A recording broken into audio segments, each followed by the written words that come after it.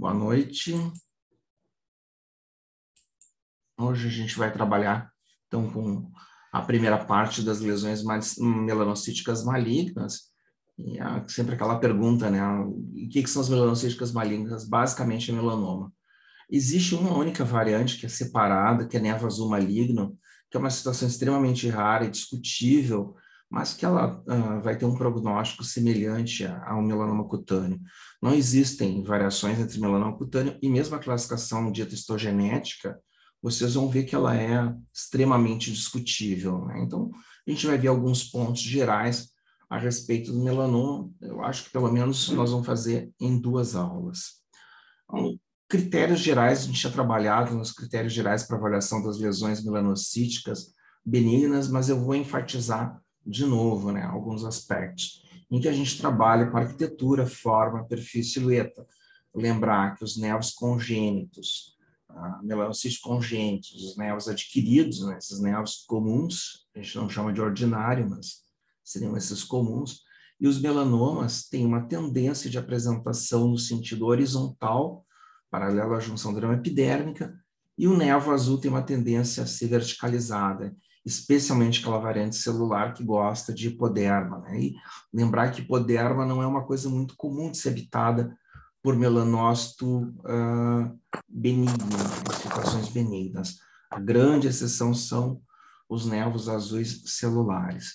Tamanho, né? Nervos melanocíticos, principalmente os adquiridos, eles têm uma tendência de serem menores que 1 centímetro. Quando maiores, a gente fica pensando em nervo congênito ou nervo azul. Lesão muito grande, nervo displásico, dito displásico, né? Nervo atípico e melanoma. Agora, tem aquela história, todo melanoma ele tem uma base de uma célula, né? Ele é uma expansão clonal a partir de uma célula. Então, vocês vão ter melanomas extremamente pequenos no início da vida deles. Eu já vi melanoma com 0,3 milímetros de diâmetro, visto pela clínica, na dermatoscopia, e confirmou. Isso até foi a primeira vez, né, que o pessoal de São Paulo aceitou um melanoma abaixo de 1 centímetro, naquela década, início da década de 90, quando havia discussão dos nervos juncionais atípicos. Lembrar que os melanomas, eles têm uma tendência de terem ninhos não só irregulares, assimétricos entre si, mas uma tendência deles serem maiores que 3 milímetros de diâmetro, que é muito grande, né?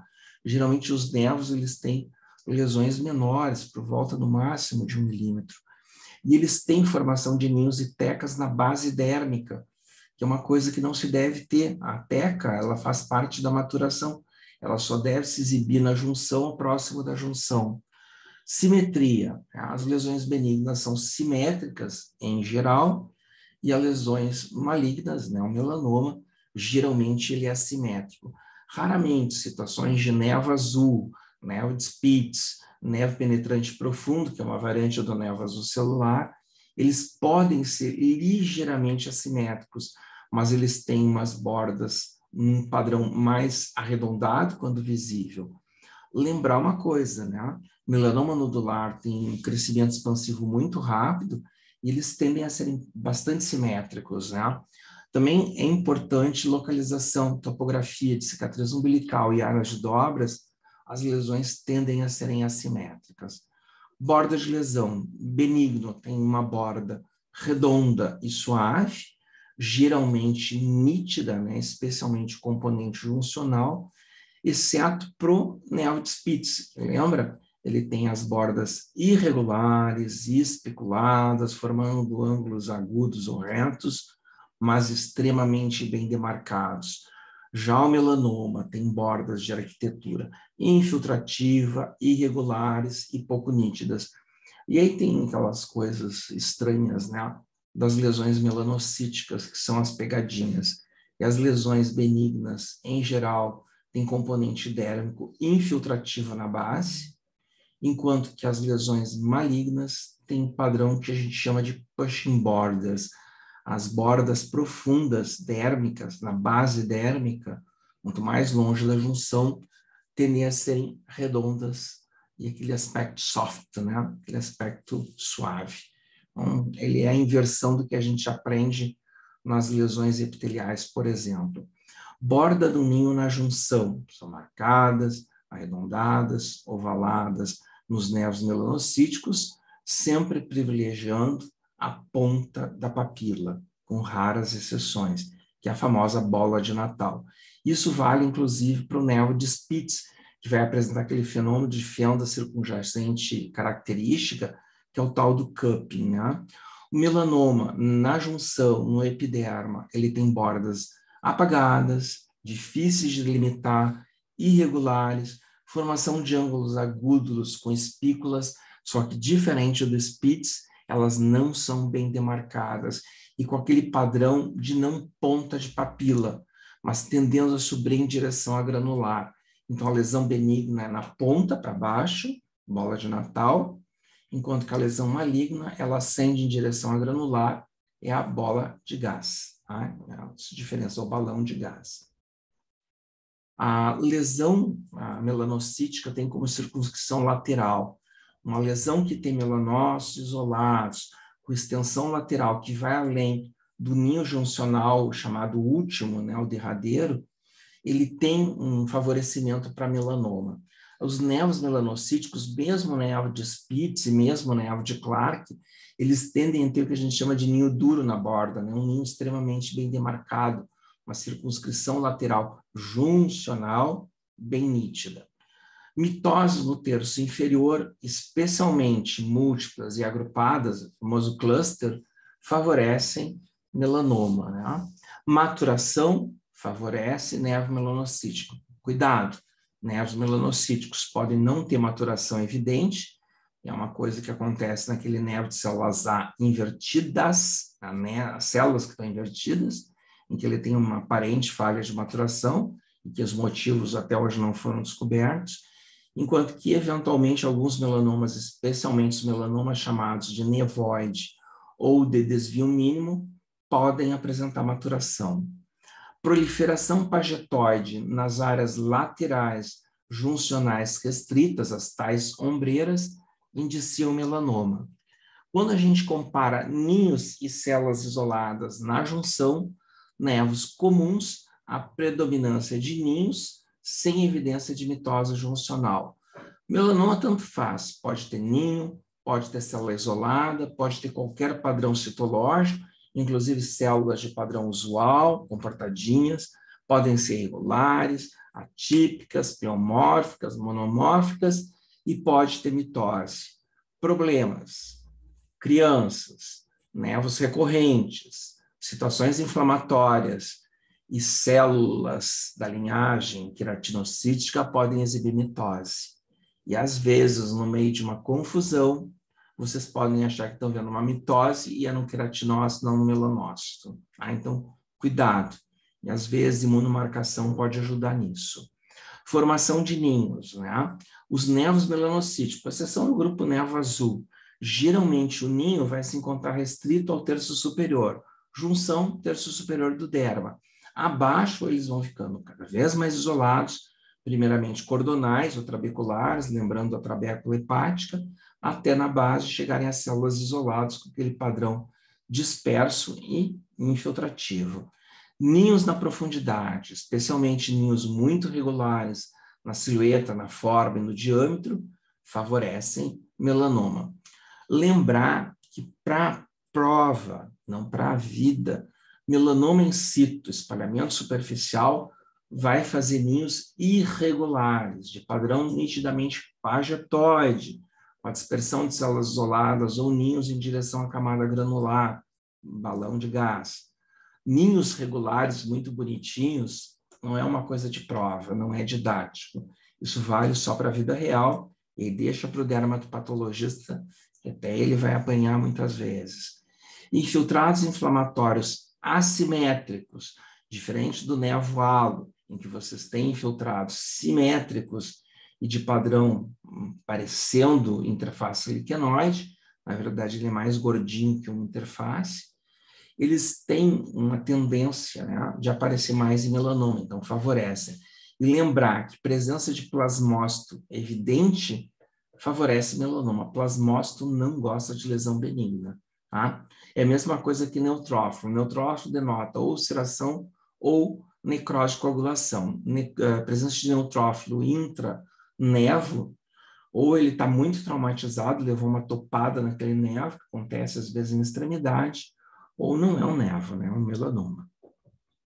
É interessante também a gente ver as vias de sinalização, né? As vias moleculares de sinalização, elas estão muito em evidência já há mais de década, principalmente na área de acompanhamento farmacológico terapêutico nas lesões mais avançadas, porque vocês têm, né, desde as linhagens de proliferação, é o grupo do BRAF, MEIC-ERK, vocês têm as de progressão, no sentido ciclocelular, G1S, as ciclinas, CDK4, P16, vocês têm as lesões relacionadas ao dano ao DNA e ao estresse celular, que envolve a via de controle P53, que vai estar alterada também no sentido de apoptose, as vias de preservação, né, evasão de apoptose, BCL2, BCL-XL, as vias de crescimento, disseminação à distância, metástase, PTEM, P3K, QT, mTOR, e assim por diante. Tá? Então, são as vias mais conhecidas e extremamente relevantes quando a gente vai trabalhar em agentes biológicos, terapêutica avançada. Essas vias, elas foram, inclusive, né, relatadas em 2012, num artigo, na época até ele estava muito avante do tempo, porque a gente não tinha quase tecnologia para mapear, e até hoje está ainda muito caro.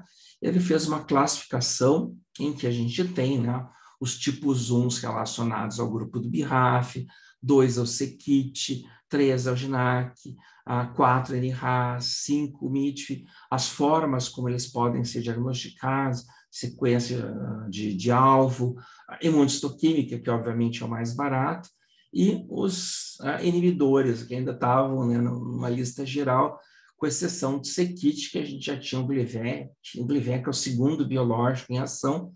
Infelizmente, ele funciona pouco para melanoma, né? Porque seria uma beleza, né, ter e lembrar que CKIT é uma minoria, em torno de 5 a 10% dos melanomas vão ter alteração envolvendo CKIT. Continuando, né, o grupo 6, o grupo daquela linha PTEM, P3K, KT, o grupo 7, as ciclinas, CDK-N2A, CDK4, a ciclina D, o grupo 8, o BCL2, o P53, evasão e sentido pró-apoptótico, e o 9, que é os que ainda não foram relatados, né? Então, é interessante pensar que essa classificação é uma classificação biológica muito mais interessante do que a classificação dita histogenética, que não tem absolutamente nada de histogenética, não sei qual é a validade desse nome, né? Uma uma visão de silhueta, né? Então, vocês têm a simetria. Corta o meio. Como é que a gente corta o meio, né? A gente pega o componente dérmico, a parte mais profunda no derma é o meio. Então, aqui seria o meio da lesão. Então, na direita, vocês têm um braço juncional curto, a tal de ombreira, enquanto que o braço esquerdo é bem mais longo, tá? Uma nítida disseminação pagetoide e um filtrado paralelo, né, de padrão interface liquenoide. Dispersão pagetoide, lembrar aquela pegadinha, pele acral pode apresentar eventuais, não grande quantidade, de células pagetoides isoladas, não ninhos, e em situações centrais, nunca na lateral. Se eu tiver componente dérmico, tiver ombreira, componente de ombreira com dispersão pagetoide até prova o contrário, é melanoma. E eu posso ter tanto células isoladas quanto ninhos em diferentes alturas, inclusive na granular, com aquele padrão que eu pessoalmente chamo de balão de gás, subindo em direção, né, ascendendo em direção à camada granular, aos estratos superiores. Aqui, no caso, é uma lesão in situ, um melanoma de espalhamento superficial in situ. Então, o que a gente tem de características histológicas? O epitélio, o epiderma, ele pode estar se apresentar de qualquer maneira. Atrófico, hiperplásico, ulcerado, mimetizando uma ceratose seborreica. E é importante, né? A clínica ele vai ser extremamente variado. Lembrar que eu não falo melanoma maligno, tá? Eu acho isso uma expressão que os americanos apreciam, mas eu não aprecio porque acho redundante. Eu não conheço melanoma benigno e nem nevo maligno, tá? O contrário deve ser extinto, não deve-se continuar utilizando expressões. Melanoma benigno juvenil é um antigo termo de nevo de Spitz, então vamos utilizar nevo de Spitz, que é o que a gente mais vê na literatura. E eu separo melanoma cutâneo de outros melanomas, porque melanoma, por exemplo, de mucosa, melanoma de vagina, vulva, eles têm comportamento absolutamente diferente, não tem como a gente comparar. Tá? Então, tem melanoma e melanomas. Melanomas cutâneos fazem um grupo, não é uma entidade só, de pelo menos 3 ou 4 situações, que é o melanoma de espalhamento superficial mais nodular, seria um grupo, o melanoma de extremidades, que a gente chama de acral, um acral lentiginoso, e os melanomas de fotoexposição crônica prolongada, que a gente chama de lentigo maligno. Tá? O nome é muito ruim. E a gente vai ver a pegadinha, espalhamento superficial nodular, e parecem ser variantes do mesmo tema. Então, eu tenho uma proliferação geralmente assimétrica, principalmente quanto maior que 1 centímetro na clínica, compostas por melanócitos, geralmente, do ponto de vista citológico, atípicos, mas absolutamente variáveis. Pode ter o que vocês imaginarem, até os chamados nevoides, ou de desvio mínimo, que mimetizam perfeitamente o nevo. Geralmente com a borda lateral na junção dermopidérmica, pouco demarcada. Lembra que eu fiz a falar de bordas laterais e demarcação, quase sempre a junção, raras exceções. Os melanócitos atípicos, na verdade, têm de tudo, né? Uma variação absurda na aparência de células, desde células semelhantes aos melanócitos dos nevos. Eu realmente não gosto da expressão célula névica, porque nevo pode ser qualquer coisa, nevo lipomatose superficial, nevo rubio, o que vocês imaginarem. Até células fusiformes, mimetizando sarcoma, células gigantes multinucleadas, mimetizando corocarcinoma, o que vocês quiserem. Essas atipias celulares, é importante salientar, não têm relação nenhuma com o grau de agressividade biológica. Então, não existe uma classificação de Broders, como existe no SEC, para o melanoma cutâneo. Não existe melanoma bem diferenciado. Melanoma é melanoma. Pleomorfismo nuclear variado, hipercromasia, mitose variadas, inclusive na parte inferior, né, na base da lesão no derma, nucleolos proeminentes e hiperosonofílicos, essa presença de mitoses na parte inferior dérbica do tumor é um sinal assim quase que inequívoco, né? Por que a gente diz que tem escape? Porque situações, principalmente de nódulos proliferativos dentro de um nevo congênito gigante, numa criança recém-nascida, pode ter índice mitótico na base. É uma exceção, e vocês lembram que eu falei, nódulo proliferativo se usa aquele infeliz critério biológico. Espera 40 anos para ver se a criança, aí adulta, está viva ou está morta, né? É a coisa mais horrorosa de se dizer para um pai ou para uma mãe. Então, a gente não diz. A ausência de maturação é habitual, 99,9% das vezes. Pode haver células pigmentadas em qualquer nível e uma dispersão de melanina de qualquer jeito, diferente do nevo azul, que é uma dispersão homogênea e parelha. Aqui a dispersão pode ser hiperborrada de um lado, leve do outro, ausente no meio, o que vocês quiserem. Então, células pigmentadas em qualquer nível. A ausência de pigmento melânico na clínica do assim dito melanoma melanótico não tem absolutamente nada a ver com comportamento biológico diferente em relação ao melanoma pigmentado. Isso é uma mitologia. Tá? Se vocês quiserem, façam um trabalho que vocês vão ver que determina as situações de malignidade, comportamento biológico agressivo, tem mais a ver com genética, o perfil genético e com a espessura tumoral que qualquer outra coisa. Então, melanoma melanótico é uma expressão clínica relevante para diagnóstico diferencial. Mas os melanomas amelanóticos, frequentemente é dito na clínica, na literatura, de que tem comportamento pior. porque frequentemente eles têm crescimento muito rápido e eles vão ter um perfil tipo nodular. Eu não gosto de dizer nodular, porque nem todo nodular tem silhueta nodular, e nem tudo que tem silhueta nodular é um melanoma nodular. Pode ser um espalhamento superficial de perfil polipoide. Tá? Então, é outro erro que não tem uma boa correlação quando a gente trabalha na histologia. Agrupamentos de células malignas comparados, né, com as tecas, os ninhos das lesões melanocíticas névicas, eles são sempre maiores e mais regulares. Né? Então, em comparação, seria maior que o maior ninho habitual, né, de um nevo. Presença de infiltrado linfocitário extremamente variável na periferia da lesão.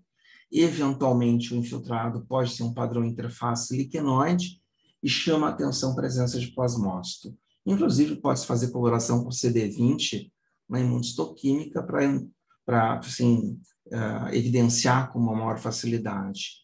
Lembrar que pode ter estigma da maldade, necrose por causa da coagulação intratumoral, presença de neutrófilos, hemorragia e ulceração. Pode ter neoformação vascular e presença de trombos neoplásicos em vasos linfáticos, também um manifesto de malignidade quase que inequívoco. Lembrar que nevos congênitos podem apresentar pseudo, eu detesto esse prefixo, né? Pseudo-invasão, que na verdade é compressão da parede linfática ou vascular, e lembrar que existe, né, a tal associação com nevo melanocítico, para mim, em 10 a 20% dos casos. Eu acho um terço um número superdimensionado. Tá?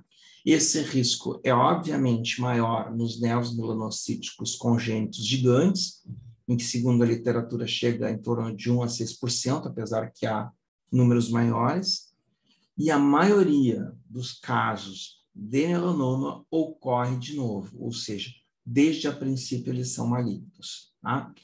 O que eu quero dizer com associação? Isso também é uma discussão que eu já tive, no bom sentido, né? Não discussão de bate-boca, mas discussão do ponto de vista acadêmica, de que eu posso ter 3 situações relacionadas a nevo com melanoma. Eu posso ter origem, eu posso ter a presença de um microambiente favorável ao crescimento do melanoma, em que o nevo é gostosinho, né, de crescer, assim como ceratose seborreica é gostosa para um monte de neoplasias malignas com base celular, como eu posso ter fortuito.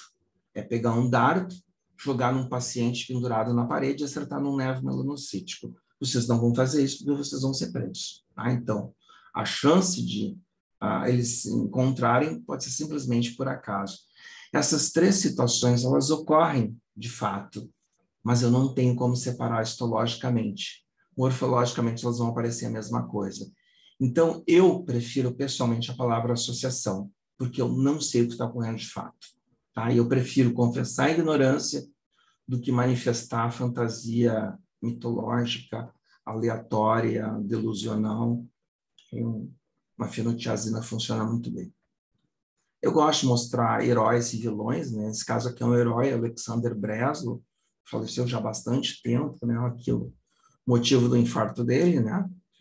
E ele fez esse trabalho apresentado nos Anais de Cirurgia, em 1970, sobre a espessura, né? A medição da espessura do grau de invasão como fator prognóstico no melanoma, e terminou sendo, né, o fator mais importante, mais relevante do ponto de vista histológico. Até hoje, é a melhor maneira de mensurar risco de metástase, em primeiro lugar, e, a partir daí, inferir sobrevida. Então, é fácil, é uma régua, não tem nada demais. A gente pega uma régua de aposição transparente, geralmente é uma lâmina de vidro extremamente fina e que quebra ou se perde com a maior facilidade, se bota em cima da lâmina, né, faz a regulagem do foco e, em média, nesse caso, a lesão tem 3,3 milímetros, equivalendo na classificação de Clark a um Clark 4, que ele está no meio do derma reticular. Tá? Eu geralmente dou os dois, eu faço parte, né, do protocolo do melanoma, então eu utilizo o protocolo mesmo que eu diga que tudo que vem com o nome do Clark não tem significado relevante nenhum. Mas claro que 1 é melhor que um claro que 4, tudo bem, mas claro que 4 na pálpebra tem uma espessura e no dorso vai ter na região lombar, vai ser 5, 6 vezes mais espesso o derma. Não tem sentido nenhum. Então, ele é interessante para dar extrato, mas mais do que isso não significa absolutamente nada. Então, a classificação histogenética de Clark, introduzida pelo Wallace Clark em 1967, ela separa em 4 tipos: melanoma de espalhamento superficial, melanoma nodular, o lentigo maligno, o acral lentiginoso e outros, né? Que incluem melanoma desmoplásico, melanoma neurotrópico, melanoma desvio mínimo, melanoma espitzoide, não vai muito mais longe do que isso, melanoma de pequenas células, melanoma com diferenciação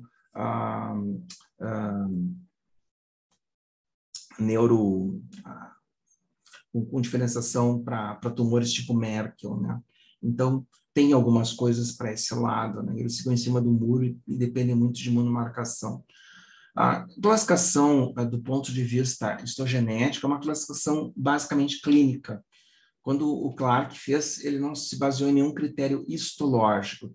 Então, assim, primeiro, não tem visão microscópica. Segundo, histogenética literalmente quer dizer origem tecidual.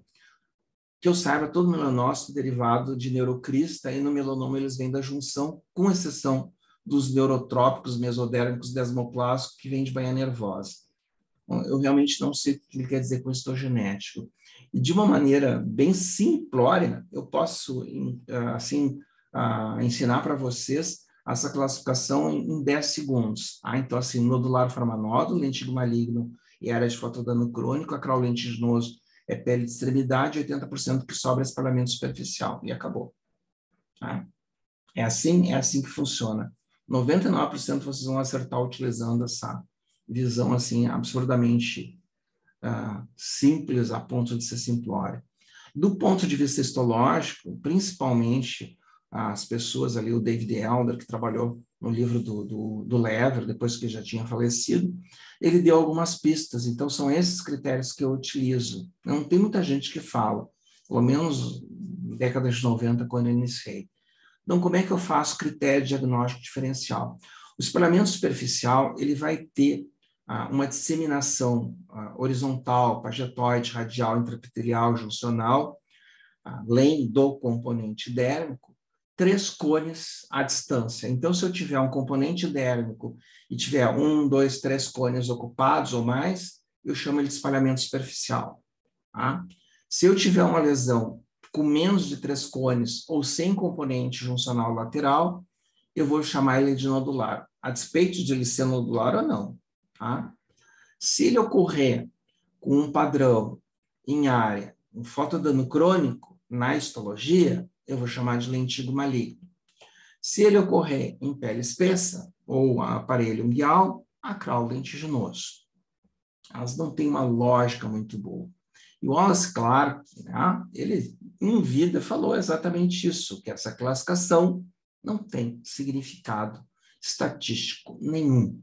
Quem determina a agressividade biológica é a espessura tumoral. Mas melanoma nodular é pior. Por quê? Porque ele é um melanoma de componente genético muito mais exuberante. Tá? Diferente, por exemplo, do lentigo maligno, que é um componente basicamente adquirido. Não tem quase componente genético, ou se tem, ele é mínimo. As alterações, todas elas são mutacionais induzidas pelo fotodano, e por isso que ele predomina em pele de velho e não em gente jovem. Então, é uma coisa assim, né, que a gente tem que separar. O que separa um nodular de um espalhamento superficial é a genética, muito mais genética do que o perfil. E aí eu tenho a pegadinha, né, para vocês, para fazer uma pergunta. Como é que se chama melanoma nodular in situ? Isso não está escrito em lugar nenhum, se chama melanoma de espalhamento superficial in situ. Então, eles são variantes do mesmo tema. Do ponto de vista geral, o que diferencia é o perfil genético de cada paciente. Mas tem horas que vocês não vão conseguir separar do ponto de vista clínico, porque são lesões planas e vão se comportar como nodulares. Então, cada caso é um caso. Outra coisa, né? Lesão lentiginosa, acral lentiginosa. Melhor chamar de acral até lentiginoso, porque clinicamente até pode parecer lentiginoso, mas histologicamente podem ter o padrão que vocês quiserem. Então, elas não obedecem nenhuma regra. Essas lesões acrais, elas são importantes porque elas não pegam sol. E aí tem outra pegadinha, né, de que a gente fica falando de que melanoma é uma lesão UVB induzida, né? Não é.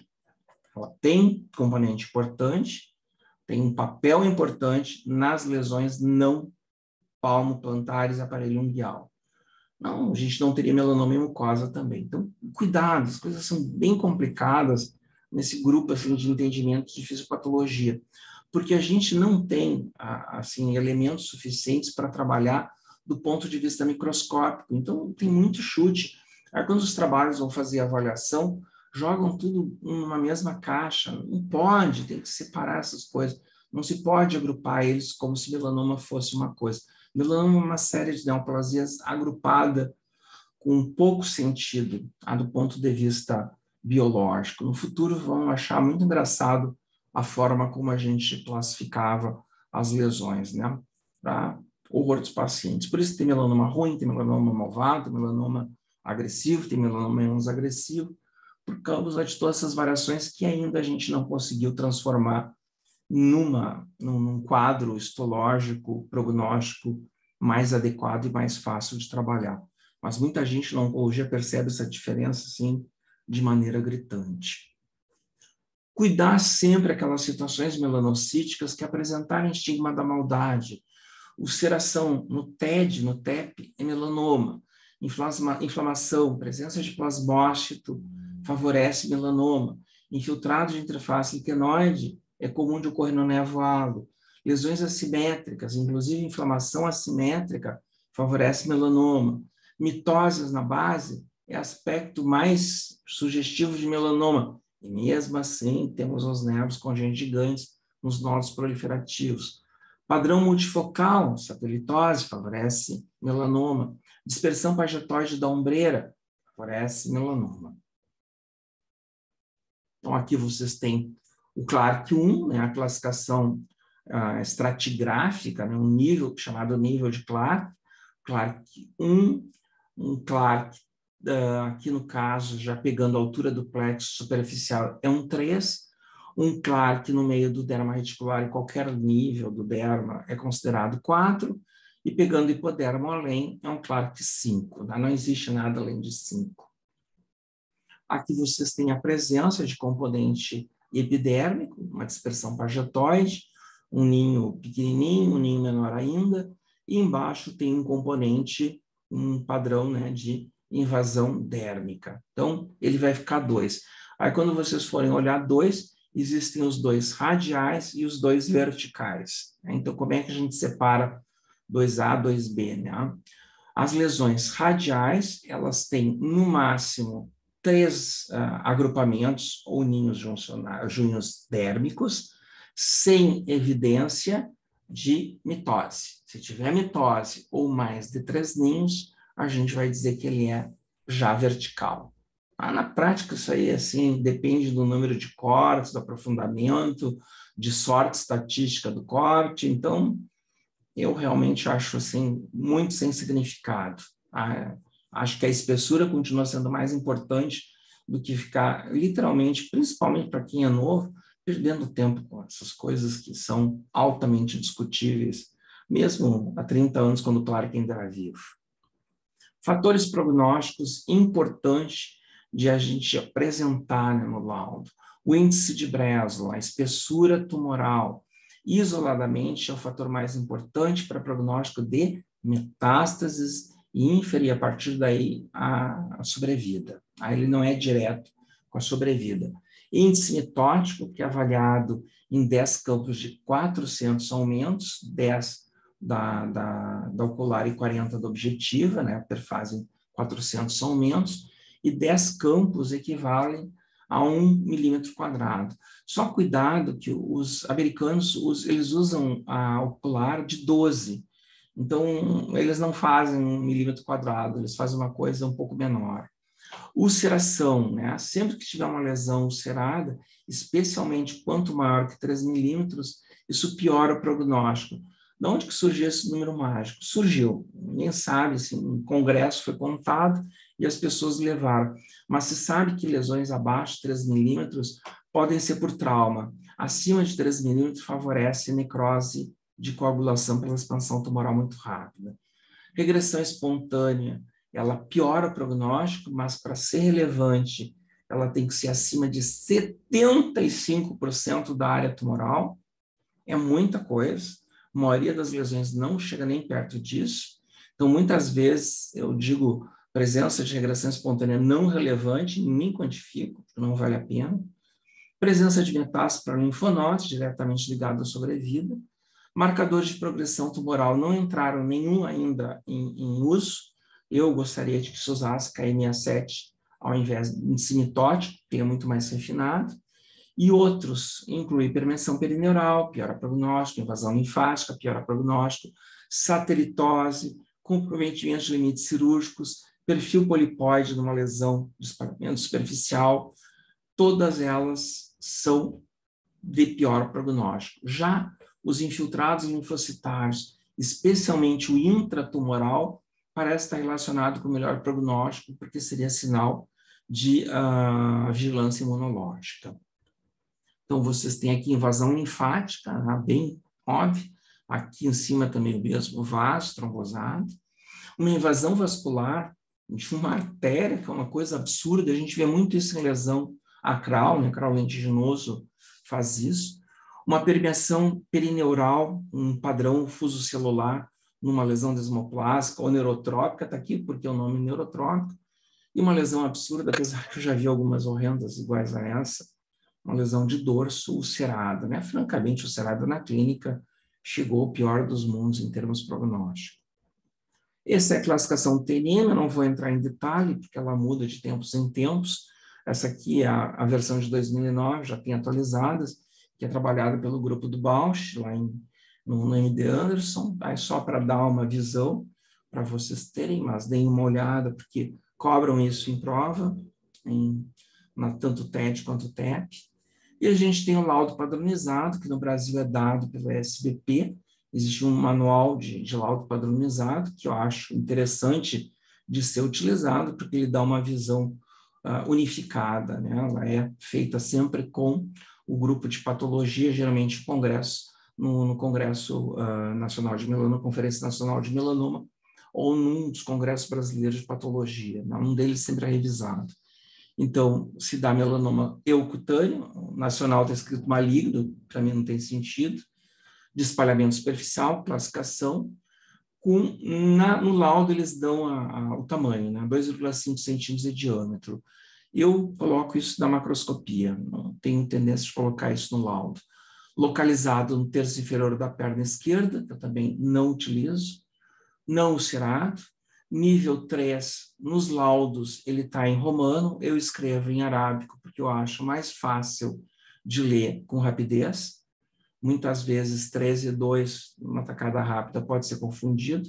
Então, nível 3 de Clark, na fase vertical de crescimento, medindo 2 milímetros de espessura tumoral máxima, que é o índice de Breslow, com índice mitótico médio de 4 mitoses por milímetro quadrado, né, correspondendo a 10 campos de 400 aumentos.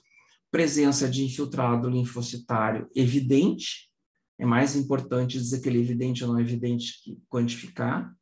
Ausência de regressão espontânea microscópica, ausência de invasão vascular, ausência de permeação perineural, ausência de satelitose, ausência de lesão melanocítica associada, limites cirúrgicos radiais e profundo livres, dando a distância em milímetros. Eu tenho uma tendência de escrever tudo em milímetros, tá? Não gosto de fazer centímetros numa parte, milímetros na outra, porque, de novo, é mais fator de confusão. Mas é uma visão pessoal minha. Então, em azul, os aspectos principais, Breslow, mitoses, ulceração e, obviamente, limites cirúrgicos.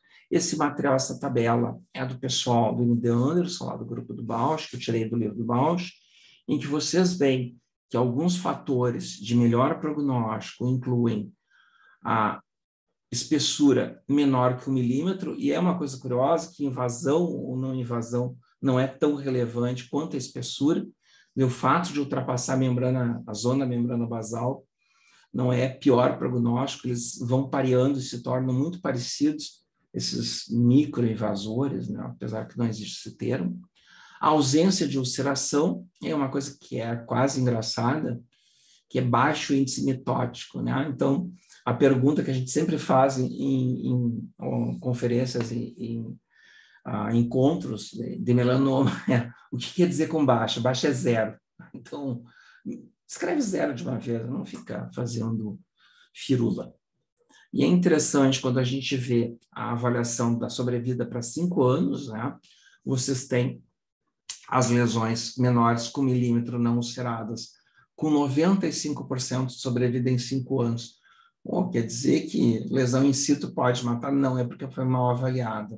Isso acontece porque eu falo para vocês, eu estou fazendo análise percentual, porque é um corte de uma série de cortes que em determinado ponto pode ser mais profundo. E eu não consigo, do ponto de vista prático, olhar 300 lâminas, 300 aprofundamentos de melanoma, porque isso é inviável, né? Muitas vezes no SUS, na vida real, e sendo bem prático, eu ganho R$ 5 para olhar o melanoma. Então, vocês veem assim, quanto que a gente é pago para olhar pelo SUS. Enquanto que a gente vai ver, né, que essas lesões, elas deveriam ser trabalhadas de uma maneira muito mais elaborada. Então, eu ganho 1/3 do que ganha no laboratório, o laboratório está ganhando R$ 15 para trabalhar com melanoma. Então, vai fazer 300 lâminas, a gente vai falir laboratório até na Suécia, né? Não, nenhum lugar do mundo consegue funcionar. Por outro lado, quando a gente vai ver as lesões ulceradas com 4 ou mais linfonodos, baixa para 37%. E aqui um viés de análise que é sempre estudado em estatística, os não ulcerados são piores, né? Por quê? Porque esse grupo tem um N muito pequeno e ele deu assim um viés na avaliação, tá? Então desconsiderem isso aqui, está superdimensionado. Os melanomas, eles vão apresentar, então, padrões que a gente vai classificar de maneira histogenética.